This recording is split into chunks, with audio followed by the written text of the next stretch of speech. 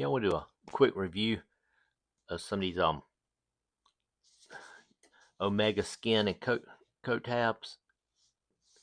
These comes in little chew they're pretty small. I'll open this one up and show you.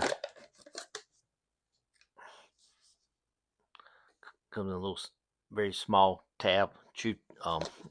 My dog, he likes them. He's a English Springer. He has a lot of skin problems, itches all the time, especially in winter months. So give these little tabs to him, but it goes by the size of your dog. He's a big boy, so he'll get 4 tabs a day. But if they're under 10 pounds, they'll get one. Between 11 and 30, they'll get two. Between 31 and 60, they'll get three.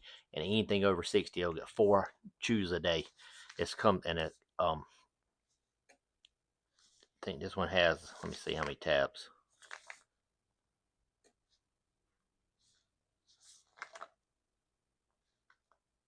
I think there's 120 tabs in this container, so it'll last for my boy. It'll last a month, and if you're a smaller dog, it'll last longer.